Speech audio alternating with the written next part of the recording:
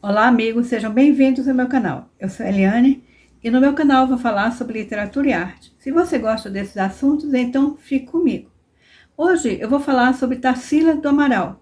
Mas antes de começar, dê o seu like se você gostar, o seu dislike se você não gostar, ative o sininho para receber notificações dos próximos vídeos e inscreva-se no meu canal.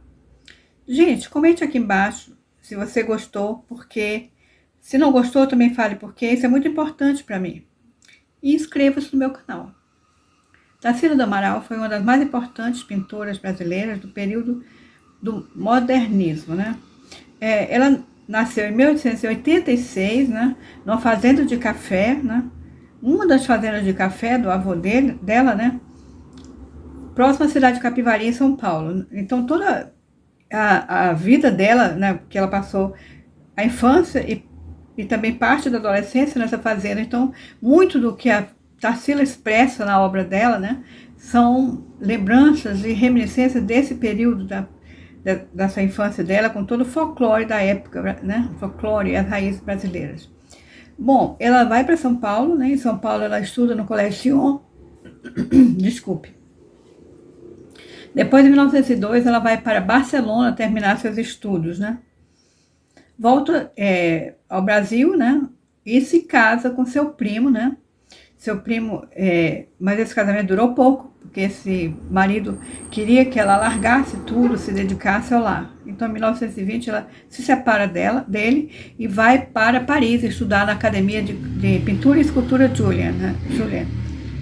Bom, nesse período, né, ela se aprimorou e tudo, mas é interessante a gente ver, né, que a Tarsila do Amaral, ela não participou da Semana de Arte Moderna, ela participou do modernismo, porque em 1922, no período em que estava acontecendo a Semana de Arte Moderna, ela estava em Paris ainda, e estava até expondo, né, no Salão dos Pintores de Paris, no Salão Oficial dos Pintores de Paris. Posteriormente, ela vem ao Brasil, conhece o escritor e um dos líderes do movimento modernista, Oswald de Andrade. Eles têm uma ligação amorosa muito duradoura, né?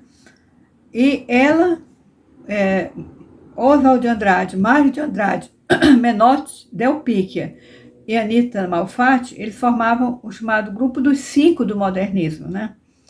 E o Mário de Andrade era tão ligado ao casal, né, que fez um poema em homenagem a eles, que é o Tarcivaldo, que é o nome, Tarcivaldo, aliás, o nome é Tarsília e Oswaldo, né? Porque isso aí também se usava naquela época, né, de fazer a junção do nome do casal, né? Então, é Tarcivaldo, né? Então, é o seguinte, né? E a questão do movimento antropofágico, né, que foi um dos movimentos do modernismo, né? Ela tem muita importância, porque ela era casada com Oswald de Andrade, presenteou, em 1928, ela presenteou o Oswald com um quadro, né?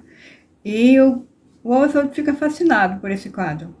Resolve, então, né, conversar com um amigo dele, Raul Bopp, que foi um dos líderes também do antropofagismo, né?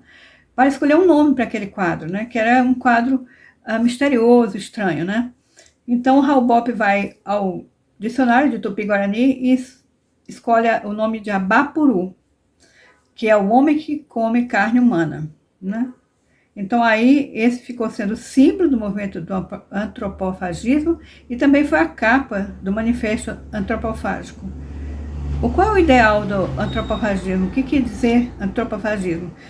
Significava que a pessoa devia engolir, né? Absorver, engolir e deglutir as ideias europeias, da arte europeia, e formar logo depois uma arte nossa, valorizando o que era nosso, né? Isso é o antropofagismo, né? Esse quadro, né, como você pode ver, é muito diferente, né? Estranho, né? A inspiração que Tarsila falou sobre esse quadro é que ela se inspirou nas histórias de fazer medo que ela ouviu durante a sua infância. Bom, em 1929 e 1930, né? Em 29 houve a queda da Bolsa de Valores de Nova York. Isso afetou profundamente a exportação de café no Brasil. E a Tarsila sofreu um baque financeiro, teve que vender fazendas, né, e ficou com dificuldades financeiras. Em 1930, o Oswald de Andrade se juntou a Pagu, né, e abandonou a Tarsila. Tarsila era uma mulher à frente do seu tempo. Logo, ela, com seu companheiro, né, marxista, ela foi para Moscou.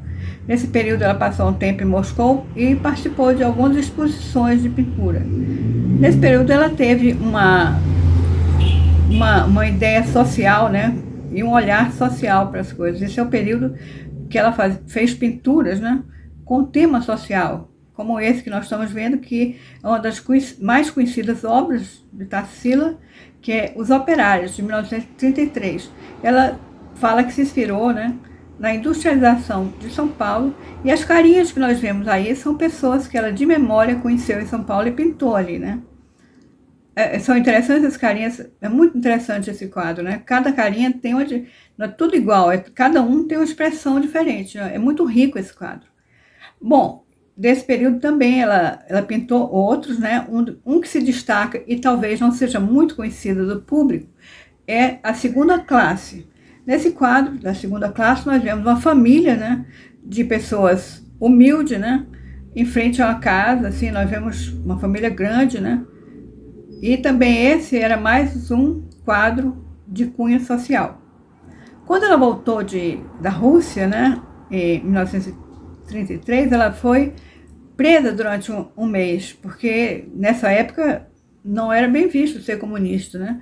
Mas logo depois ela realmente se afastou da política, né? E ela teve com muitas fases, né? Uma das fases importantes e muito bonita também foi a fase chamada Pau-Brasil, né? Essa fase, em 1924, né, ela pintou folclore e paisagens brasileiras, né? Que a Tarsila, ela pintou cerca de 270 obras, né? Entre retratos, autorretratos e quadros em geral. É dividida a obra dela em fases, né? A primeira fase é a fase cubista, de 1923, e a obra mais conhecida dessa fase é a obra A Negra, que nós estamos vendo. A segunda fase é dividida como Pau-Brasil, que eu estou falando agora, ela veio da França, né, com os amigos e fez uma viagem para as cidades históricas de Minas e também para o Rio de Janeiro. Uma coisa que a Tarsila sempre falava, e por isso ela se inspirou muito no Brasil, os quadros dela sempre são referentes ao nosso folclore, às nossas paisagens, nossas cores, né? É porque ela dizia para os parentes que em Paris ela se sentia muito mais ligada ao Brasil, né? Talvez seja saudade, muito mais ligada às nossas raízes. Bom, esse período então da fase Pau-Brasil, nós vemos, por exemplo, esse quadro muito interessante que é o Carnaval em Madureira, né? Que mostra um carnaval de 1924 e a gente pergunta, estranho, né? Ter em Madureira, no Rio de Janeiro, ter uma Torre Eiffel, mas não é estranho, porque fazia parte do enredo, né? E da alegoria daquele ano, daquela escola de samba, né? Aliás, era uma homenagem ao Santos Dumont. Outra que faz parte desse período é a Cuca, né? Como eu falei, ela também fazia muitos quadros, né, com o folclore brasileiro. A Cuca faz parte do folclore, né? É uma história interessante, né? Se contava para crianças e talvez a Tarsila foi criada ouvindo essas histórias, né? Mas o que é interessante nesse quadro, né? Você pode colocar esse quadro para decorar um quarto de criança, porque as cores são lindas, né? A Cuca e os bichinhos são sapinho e também a lagartixa, são muito bonitinhos também, porque é característico de todas as obras da Tarsila as cores vibrantes, né? E nesse quadro é interessante também que ela não faz uma árvore igualzinha à árvore de verdade, ela cria, né? E tem uma árvore com folhas em forma de coração, né? Você vê aí. Bom, da fase Pau-Brasil, nós também temos a fase antropofágica, né? Que nós já falamos do Abapuru, né? Que é de 1928, e uma das outras obras que talvez não muito conhecida, essa que nós estamos vendo, que é a junção entre o quadro A Negra e Abapuru. E por final nós temos a obra, né? As obras feitas com cunho social, né? Que foi do período em que, 1933, período em que ela esteve na Rússia, que são os que eu já falei, né? Os operários, né? E segunda classe.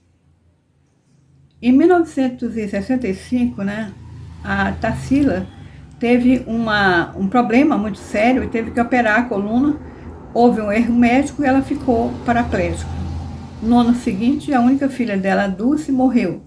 E com 86 anos, em 1973, Tarsila do Amaral morre em São Paulo. Bem, amigas, eu espero que vocês tenham gostado. É muito importante conhecer, né, uma obra tão bonita e tão alegre como Tarsila. Os quadros da Tarsila, né, são muito valorizados. O Abapuru, por exemplo, é um dos quadros mais caros do mundo, né? Hoje estão no Museu de Buenos Aires. Foi comprado por um empresário muito rico argentino, né? São muito valorizados os quadros, porque são muito bonitos, né?